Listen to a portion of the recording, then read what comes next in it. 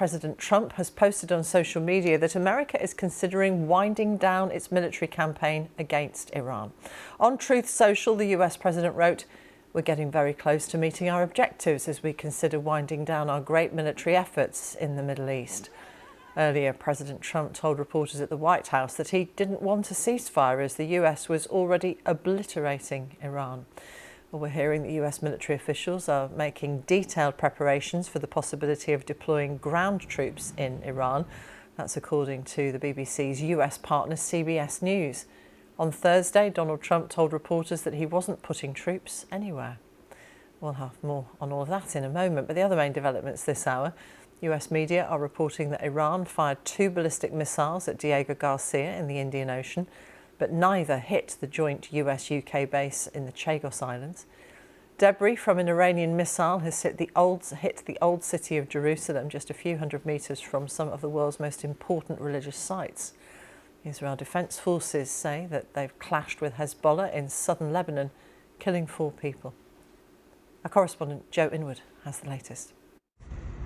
There are fewer images coming out of Iran these days, amidst a continued communication blackout and threats from the regime for anyone sharing material. But that does not mean the war is slowing down. This was Bandar Abbas on the Strait of Hormuz, the narrow stretch of water that is threatening the global economy and old alliances. The UK has now agreed that US planes can use its bases, for example RAF Fairford, to attack targets that could threaten shipping going through the strait. It is a shift from the British government. Some will see as subtle, others significant. For Donald Trump, it seems to be too little, too late. I was a little surprised at the UK, to be honest with you. They should have acted a lot faster. From Iran, a very different response. The foreign minister warning that the shift in policy would have consequences. Mr. Starmer is putting British lives in danger, Abbas Araghchi wrote. Iran will exercise its right to self-defense. Overnight, it was reported that 2 ballistic missiles were fired at the joint US-UK base Diego Garcia, although neither reached its target. It was exactly 3 weeks ago this morning that the US and Israel began this war, killing Iran's supreme leader and many of its top commanders. Thousands of strikes have pounded the country, killing military personnel and civilians. The US has repeatedly claimed to have all but destroyed the country's ability to fight back, but still it does. This was the scene in Jerusalem yesterday, a place usually considered safe, home to sites sacred to Christianity, Judaism and Islam. But now not immune from the growing consequences of this war. An Iranian missile was shot down, and this was the result. To Israel's north, the Iranian-backed group Hezbollah are still firing rockets over the border, which continues to be met with a ferocious response. Lebanese authorities say more than 1,000 people have now been killed in Israeli strikes, many of them civilians. More than 1 million people are said to have been forced from their homes. The question being asked by everyone suffering in this war: when will it end? Donald Trump is nothing if not unpredictable, and shortly after saying this, I don't want to do a ceasefire. You know, you don't do a ceasefire when you're literally obliterating the other side. He took to social media to say the US was getting very close to meeting our objectives as we consider winding down our great military efforts in the Middle East. But ending conflicts is often harder than starting them, and Iran has vowed to keep fighting, whatever the cost. Joe Inwood, BBC News. So a number of potentially conflicting statements by President Trump about the war in the last few hours. Earlier, my colleague Katrina Perry spoke to former senior US naval officer Brian Clark. She asked him first about the news that the UK would allow the United States to use its military bases. Yeah, it's important because the B-1 bombers that are launching from the UK carry the largest payloads that the US is able to deploy in the area. So they've been attacking the coastline along the Strait of Hormuz, and that's been probably the biggest large-scale attacks that have been done against the coastline to clear out the threats that are posed against shipping. Now, we also just in the last hour or so have heard this news from President Trump that he thinks the US is close to winding down the action in the region.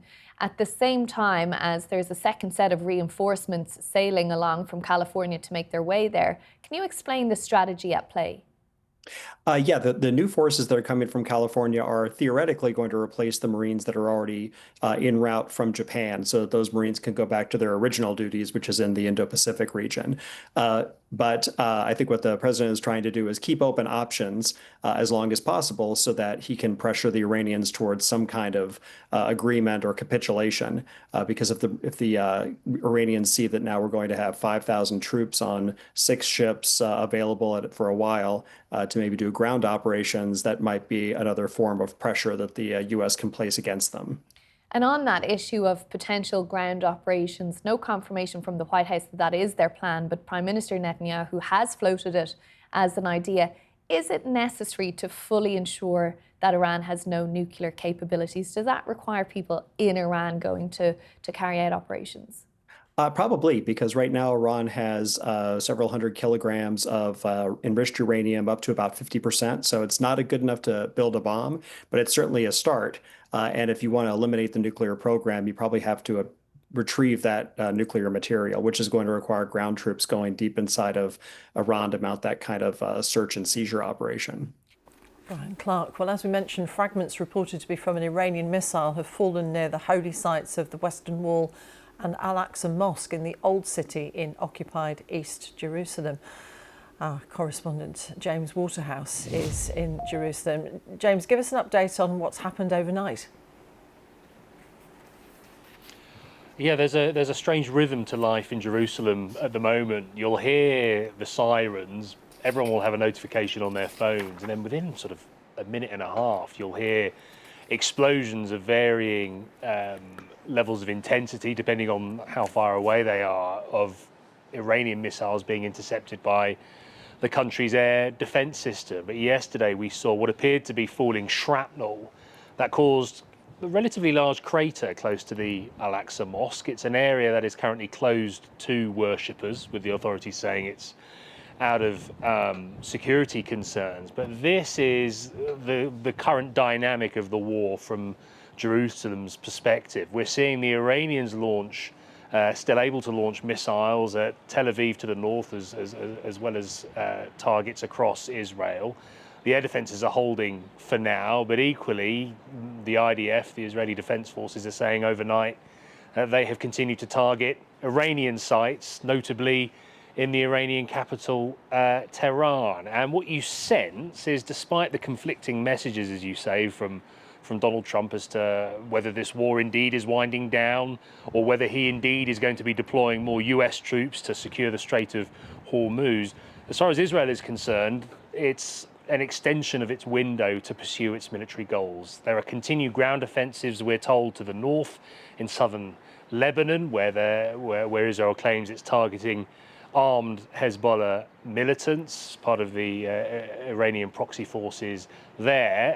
And we've also seen Israel overnight target Syrian army posts close to the border, which has been condemned by many Arab countries. So clearly Israel is ploughing on, but Benjamin Netanyahu is choosing his words carefully. He is clearly having to follow Donald Trump's lead to a point, but his specific goals in regards to this war clearly vary from America's.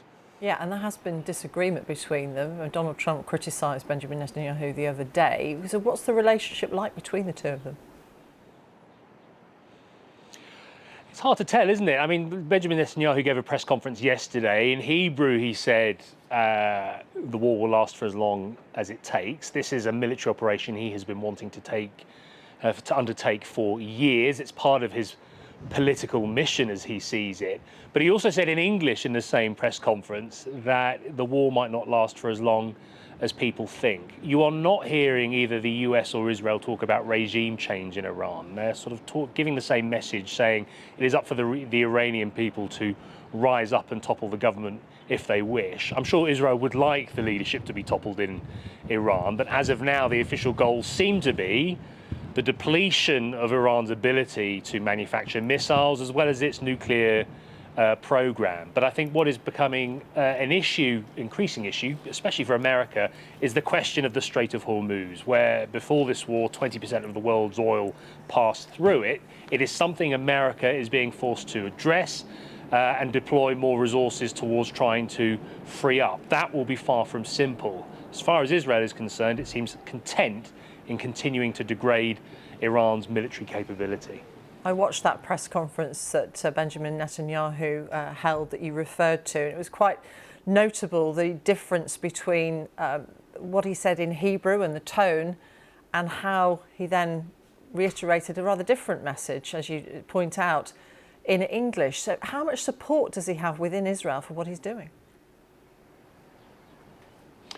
Well, there are very few dissenting voices politically. There are only a handful of opposition MPs who are criticising Israel's strategy here, certainly in terms of to the north with its incursion into Lebanon, where the Israelis are setting up what they call a buffer zone. Effectively, they are grabbing Lebanese territory and engaging with Hezbollah militants there.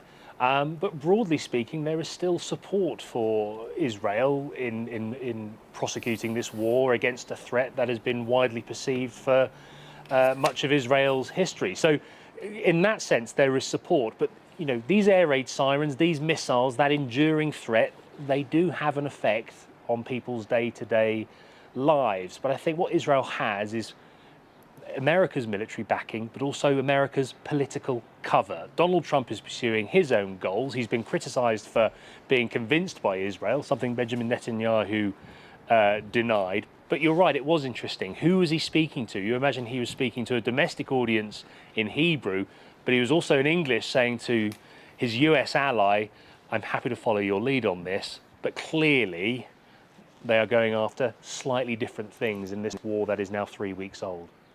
James, for the moment, thank you very much. James Waterhouse in Jerusalem. Well, joining us now is our political correspondent, Jack Fenwick. And as we were reporting yesterday, Sir Keir Starmer agreed to the use of UK bases in the Middle East for the US to use. What are the political implications then for the Prime Minister?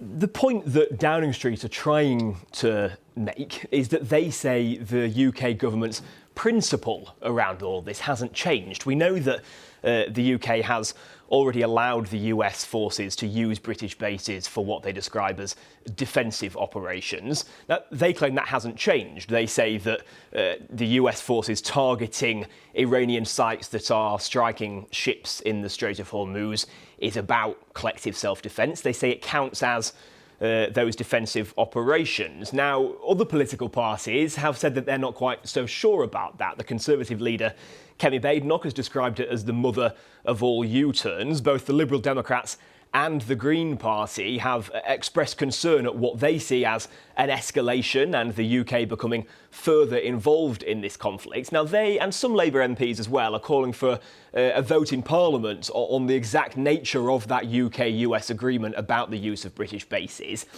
It feels unlikely that we'll get to that point to me.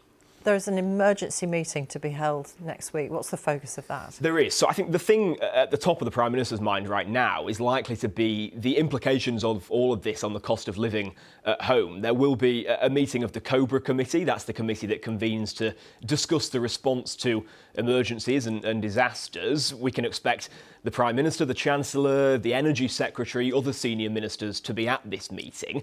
There's an immediate question around the price of petrol and diesel. The RAC say that they expect those prices to go up in the next few days.